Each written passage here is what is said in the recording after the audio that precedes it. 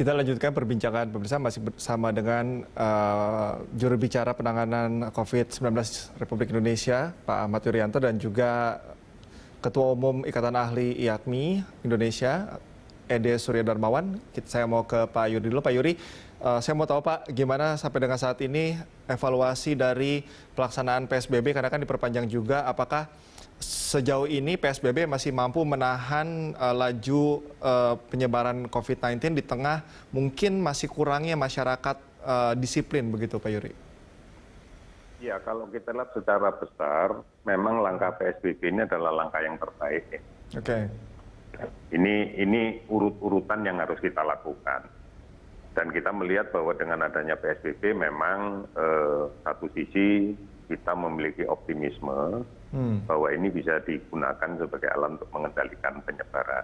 Tetapi yang menjadi permasalahan adalah apakah pengendalian ini akan berlangsung dengan dalam tanda petik lunak-lunak saja, sehingga kemudian kita juga mengendalikannya akan berkepanjangan, atau kita harus lebih keras lagi di dalam mengendalikan ini.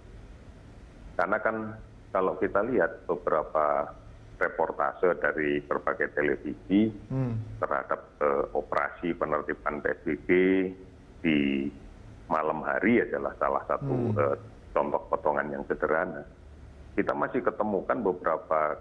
bisa melihat ya bahwa diketemukan beberapa aktivitas masyarakat yang sama sekali kontraproduktif terhadap pengendalian COVID-19 ini. Mereka masih nongkrong tanpa tujuan yang jelas, mereka masih berkumpul tanpa menggunakan masker, tanpa ada aktivitas yang pasti gitu. Nah, ini loh yang harus dikurangi, karena kalau enggak, ini kan salah satu spot saja yang tepat. Tentunya tempat-tempat seperti itu akan banyak yang dilaksanakan. Inilah yang kenapa kok masyarakat itu harus menyadari bahwa dia yang menentukan keberhasilan dari penanganan COVID. Bukan pemerintah. Bukan pemerintah, bukan aturan, bukan aparat. Tetapi mereka sendiri. Oleh karena itu pertanyaannya, mau seperti apa sih sebenarnya yang diminta? Ini yang paling penting. Nah, ini kalau ada laporan nggak Pak Yuri? Maksudnya dari beberapa masyarakat tersebut yang masih belum disiplin, masih masa bodoh seperti itu, mereka alasannya apa? Apa memang tidak tahu atau pura-pura tidak tahu atau apa Pak Yuri? Ya, kalau dilihat dari kelompoknya anak muda yang berpendidikan, kalau nggak tahu itu nggak mungkin lah gitu ya. Dan ini tugasnya dari pemerintah daerah untuk kemudian menjalankan. Karena kan sebenarnya perangkat yang digunakan untuk melaksanakan PSBB itu adalah peraturan pemerintah daerah. Di tingkat pusat itu kan hanya memberikan izin dan memberikan regulasi pokok gitu ya, regulasi besar. Nah, teknisnya tentu pemerintah daerah. Nah, ini tentunya pemerintah daerah yang memiliki peran yang luar biasa untuk mengendalikan itu. Kalau di jam kerja, di hari kerja mungkin masih kita bisa maklumi lah mengapa mereka bepergian dan sebagainya. Pasti ini masalah tugas tanggung jawab yang tidak mungkin dikerjakan dari rumah itu pada beberapa institusi atau perusahaan atau instansi. Tapi kalau sudah jelas malam nongkrong, ditangkap, alasannya nggak jelas, itu kan menurut saya bukan sesuatu yang bijak. Oke, sepakat Pak Yuri. Pak Yuri, ini kita bicara juga mengenai pemberlakuan PSBB, kemudian tingkat kesadaran masyarakat, dan kita juga saat ini di tengah masyarakat yang juga sudah dihimbau oleh Presiden untuk jangan mudik, tapi kalau kita lihat angkanya dan juga pemberitaan yang beredar saat ini juga masih banyak yang mudik begitu. Apakah ada strategi khusus untuk menangani hal tersebut Pak Yuri? Ya, saya pikir tidak harus pemerintah pusat kan, silakan. Ini kan juga permasalahannya adalah kita mencegah jangan terjadi peluasan sebaran dari daerah-daerah dengan epicenter. Oleh karena itu, Jabodetabek yang sudah kita ketahui menjadi salah satu epicenter di Indonesia, ya tentunya otoritas Jabodetabek ini harus terintegrasi gitu ya. Karena Bandung Raya pun juga tentunya ada otoritas yang ada di sana, dan seterusnya di daerah-daerah yang lain seperti itu. Oke, baik Pak Yuri. Saya mau ke Pak Ede. Pak Ede, apakah menurut Anda perlu ada pemerintah perlu tegas begitu memberi sanksi hukum kepada masyarakat tidak disiplin ini? Karena dari pandangan Anda sendiri sebetulnya ketika masyarakat ini tidak disiplin, ini dampaknya akan seberapa besar? Jadi pembatasan kan sebenarnya itu skala besar ya. Kemudian penterjemahannya oleh pemerintah daerah. Nah, memang pemerintah daerah mesti sih kreatif ya, memilih berbagai bentuk untuk meningkatkan kesadaran termasuk mendisiplinkan gitu. Nah, ini perlu kita lakukan supaya apa? Masyarakat itu oh iya kalau ini salah kan gitu ya. Saya bisa ditegur. Nah, apa namanya? Proses perilaku saya ini ternyata salah, ini berisiko gitu. Ini memang masyarakat membutuhkan bukti nyata gitu ya. Bukan sekedar apa istilahnya dalam komunikasi itu bukan segera telling menyampaikan, tapi mesti showing gitu, ditunjukkan, oh ini Anda salah. Dengan demikian harapannya ada deterrent effect.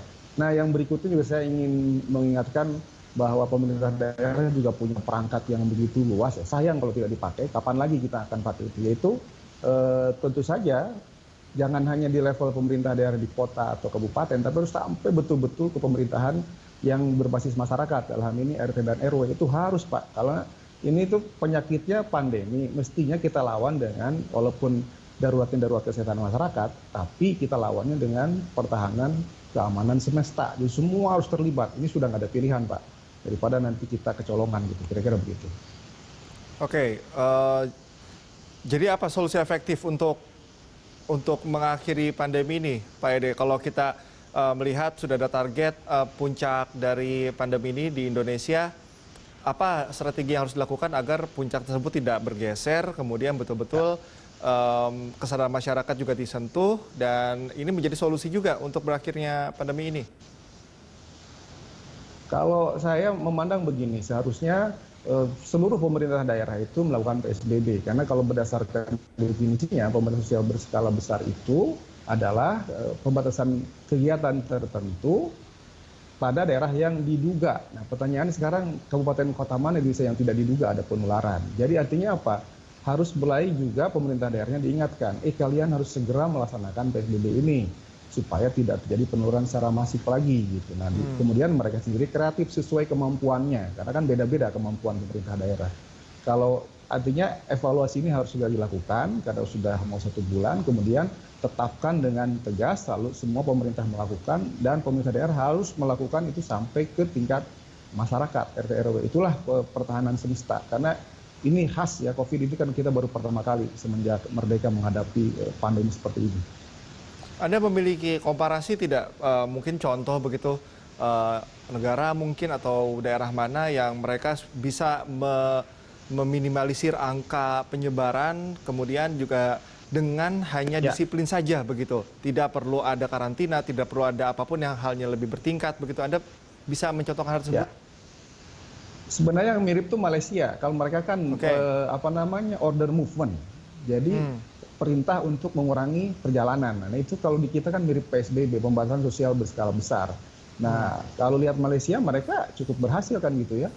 Dan tentu saja di sisi lain juga proses dalam pandemi manajemen itu penguatan deteksinya ya barangkali. Nah intinya memang melibatkan semua orang kemudian itu jalan. Nah kalau Vietnam juga mirip ya, walaupun Vietnam barangkali dengan sistem negaranya yang sentralistik seperti itu lebih memudahkan untuk melakukan seperti itu. Jadi saya pikir inilah saatnya pemerintah daerah itu mendukung pemerintah pusat untuk melakukan kebijakan dengan tegas supaya apa?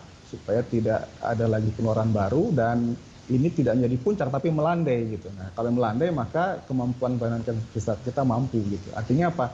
Panasnya itu bisa kita tangani, bukan kemudian apinya membesar terus, ya panas tidak akan tertangani, kira-kira begitu kalau dalam konteks pandemi sebagai kebakaran. Terima kasih. Oke, Pak Ede, saya mau ke Pak Yuri lagi. Pak Yuri, mungkin bisa dikonfirmasi ini bagaimana tingkat penularan COVID-19 dari orang tanpa gejala terhadap orang lain ini. Bagaimana Pak Yuri?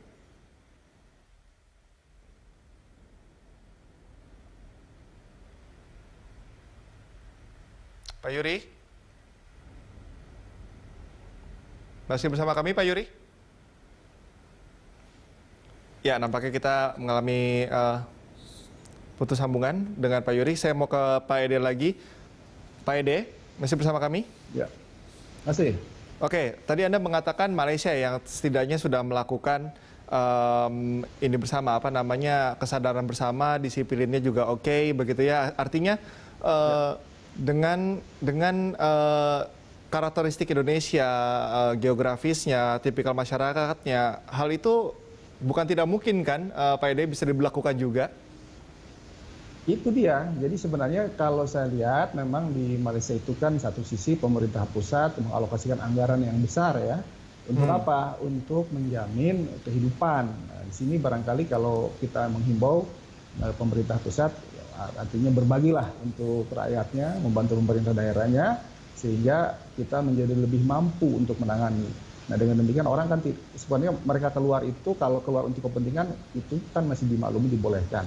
Tapi yang keluyuran, yang nggak jelas juntrungannya itu memang harus disisiplinkan Pak. Ya, karena kan di satu sisi kita sedang konsentrasi ibadah puasa, masih keluyuran, masih ada kegiatan malam yang tidak jelas, itu harus disisiplinkan nggak Pak? Dan tidak bisa dibiarkan. Dan demikian kita harapannya kan tentu saja yang berpuasa bisa konsentrasi ibadah di bulan Ramadan, kemudian tidak ada lagi potensi-potensi yang membuat orang khawatir, kok masih seperti ini, berarti kita tidak melaksanakan ini dengan benar. Nah itu barangkali juga harus ada contoh lah kira-kira gitu. Dan kembali pemerintah daerah menjalankannya harus benar. Mungkin pemerintah Jakarta harus kita dorong supaya mengasih contoh, karena kan coverage medianya gampang kalau di Jakarta. Misalnya kalau ada satu kerumunan warga dibubarkan, kemudian misalnya diberikan pendisiplinan, itu akan mudah untuk dipelajari dan menjadi contoh bahwa ini adalah hal yang tidak baik dan harapannya bisa menjadi efek jera bagi penontonnya, kira-kira begitu. Oke, dari data atau angka terakhir yang disampaikan oleh gugus tugas tentang berapa yang sudah terkonfirmasi positif, kemudian sembuh dan juga meninggal dalam terhadap pandemi ini kalau saya hitung terakhir fatality rate-nya masih di angka 8,2 sampai 8,3%. Koreksi kalau saya salah. Ini angka yang sudah menunjukkan kemajuan. Apakah bisa dikatakan seperti itu dengan treatment yang saat ini dilakukan oleh pemerintah, Pak Ede? Oke, ini kaitannya dengan respon ya pelayanan kesehatan. Jadi memang itu efek dari begini sebenarnya. Efeknya adalah ketika pasien baru masih banyak kan gitu ya, datang lagi ke pelayanan kesehatan, sehingga teman-teman para petugas medis di rumah sakit itu menjadi kewalahan.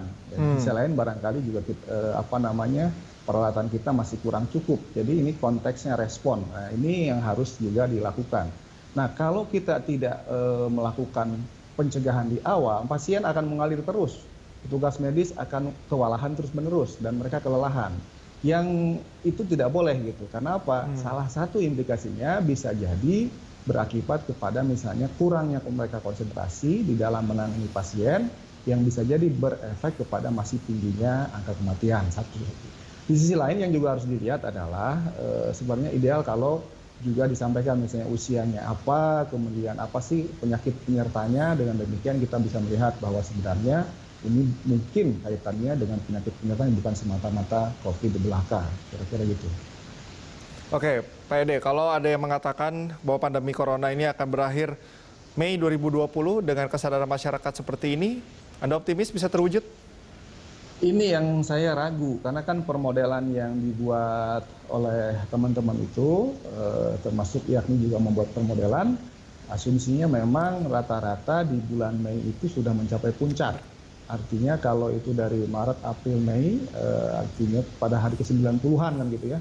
Tapi dengan movement masyarakat yang masih berjalan, gitu, apalagi ada potensi mudik, gitu, itu akan kita khawatir ada potensi tidak pernah menurun, karena yang dari Jakarta misalnya orang-orang tak diduga itu tanpa gejala itu kemudian ke daerah, lalu di daerah mereka berinteraksi, nanti akan kembali lagi ke Jakarta, itu bolak-balik itu kasus. Nah memang kewaspadaan harus dilakukan sekarang, misalnya siapapun yang ke daerah idealnya mereka begitu daerah itu langsung melakukan isolasi mandiri gitu. Dan ini harus dihimbau oleh pemerintah daerah setempat.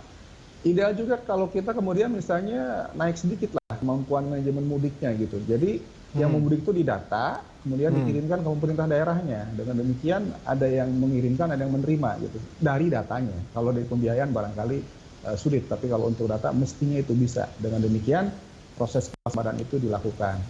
Nah yang juga saya ingin dorong adalah tentu saja supaya rumah sakit nggak kerepotan, tentu saja peranan puskesmas ya.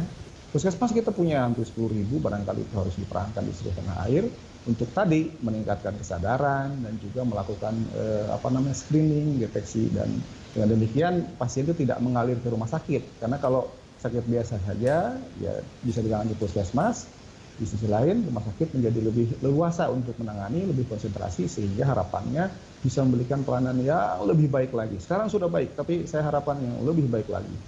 Oke, baik, terima kasih atas waktu Anda sudah berpartisipasi bersama kami, Pak Ede dari IAKMI. Terima kasih banyak, tetap jaga kesehatan. Dan tadi juga sudah bergabung bersama kami juru bicara pemerintah dalam penanganan COVID-19 Ahmad Yuryanto yang sudah mengemukakan beberapa argumentasinya di perbincangan kali ini. Dan terima kasih pemirsa yang kemana-mana, Good Morning Jakarta akan kembali usai jeda.